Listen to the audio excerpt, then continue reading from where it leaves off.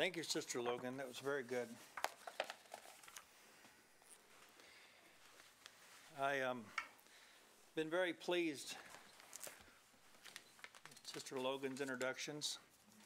Very edifying. We're going to continue on, obviously, in this series on the sayings of Jesus. This will be part one on this chapter 10. Part two, Lord willing, if the Lord tarries, we'll do that Wednesday evening. But this first part, I wanted to explore some of these words. You know, Jesus' words are spirit in their life.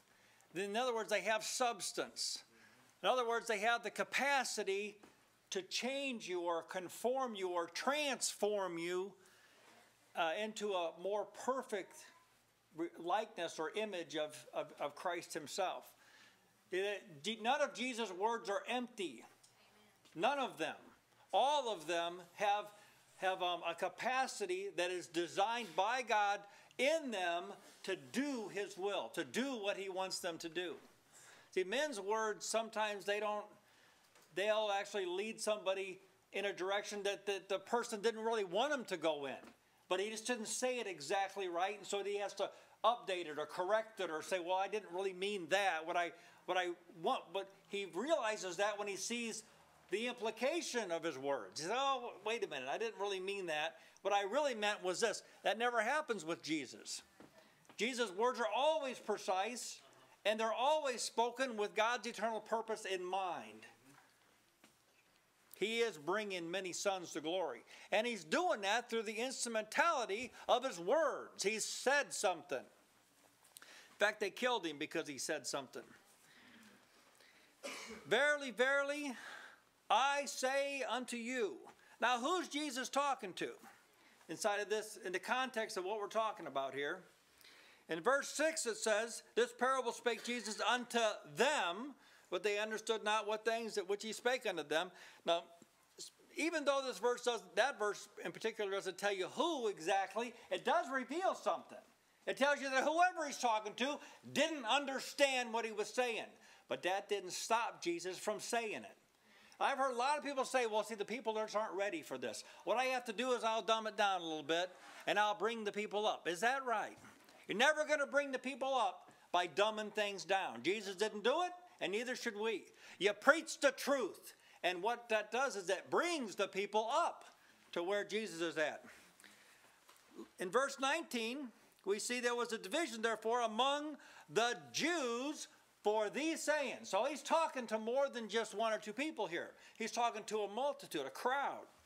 And many of them said, he hath a devil and is mad. Why hear ye him? Others said, these are not the words of him that hath a devil. Can a devil open the eyes of the blind? So now we know that he's talking in chapter 9. Remember, Jesus had healed the blind man.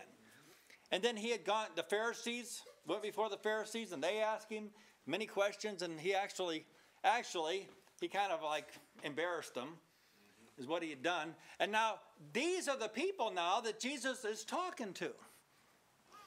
We can see them. There's a connection between chapter 9 and chapter 10 here. It's kind of like kind of flows right through here. The chapter division kind of interrupts what Jesus is commenting to them. And it was at Jerusalem, so we know now he's talking at Jerusalem at the Feast of the Dedication, and it was winter. Jesus walked in the temple in Solomon's porch. Then came the Jews round about him and said unto him, how long dost thou make us to doubt? Now remember, he had just healed the blind man. It's just, flesh just overlooks what just happened. It says, how long are you going to make us doubt? Are you really the Christ or not?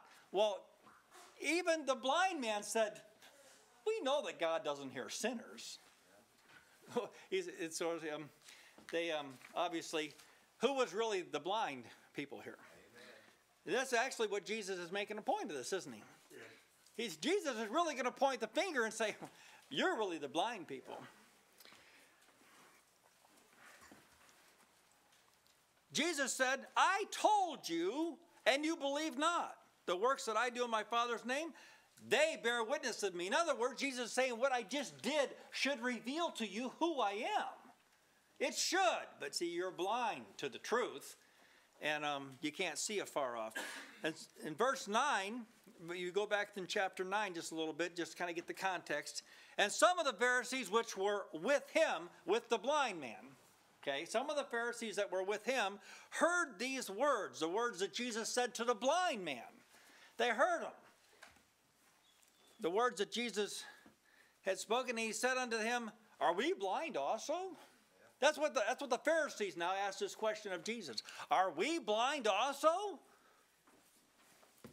Jesus said, if you were blind, you should have no sin. But now you say, we see, therefore your sin remaineth.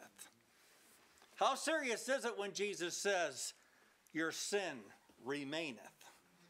Well, he's the only one that can take your sin away.